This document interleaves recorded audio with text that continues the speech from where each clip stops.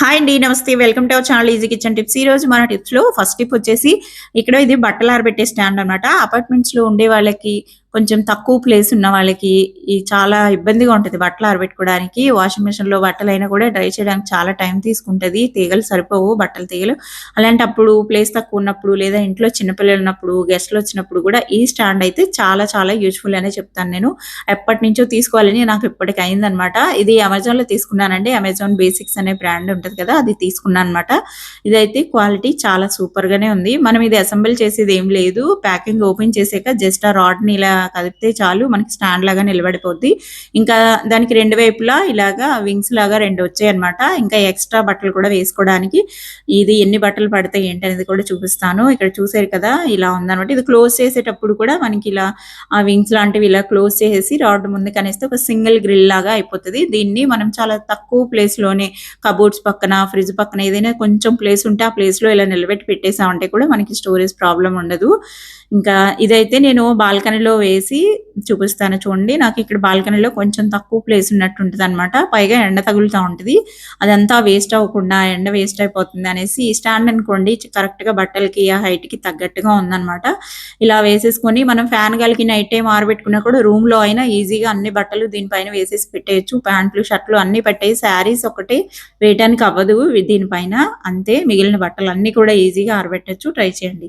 ఇంకా next tip అండి మనకి పచ్చి రొయ్యలు క్లీన్ చేస్తుంటాం కదా! ప్రాన్స్.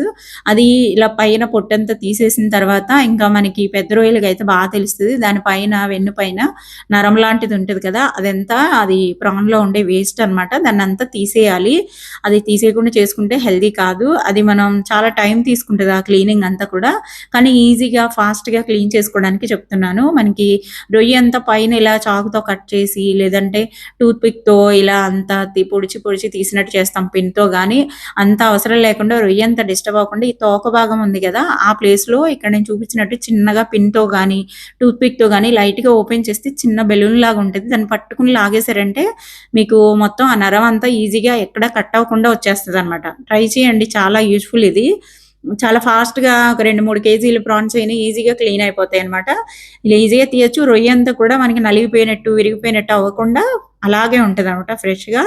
ఇలా ట్రై చేయండి. మనకి లోపల ఉన్నది ఏమాత్రం మిగిలిపోకుండా మొత్తం అంతా వచ్చేస్తది.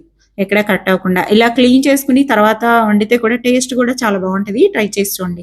ఇంకా నెక్స్ట్ టిప్ అండి మనం మిల్క్ బాయిల్ చేసినప్పుడు లేదా వాటర్ బాయిల్ చేసిన కర్రీస్ వండినప్పుడు లిడ్ అది పెడుతూ ఉంటాం కదా! అలా పెట్టేటప్పుడు మనం స్టవ్ ఆఫ్ చేసాక కూడా ఈ పాలు, వాటర్ ఇవన్నీ కూడా ఇంకా మనకి ఆవిరొస్తా ఉంటాయి కదా!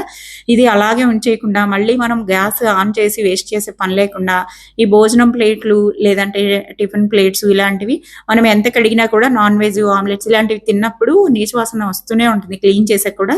అది ఇలా వేడిగా ఉన్న గిన్నెల పైన పెట్టేసామనుకోండి స్టవ్ ఆఫ్ చేసినాక, లేదంటే ఇలా కర్రీస్ చేసినప్పుడు లిడ్ బదులు ఆ ప్లేట్లు వాడుకున్నా మనకి అందులో ఉన్న బ్యాక్టీరియా అంతా పోతుంది. ఆ స్మెల్ అంతా పోయి ఫ్రెష్‌గా ఉంటాయి. ట్రై చేసి చూడండి. టిప్ చాలా యూజ్ అవుతుంది. టిప్ నచ్చితే లైక్ చేయండి. సబ్స్క్రైబ్.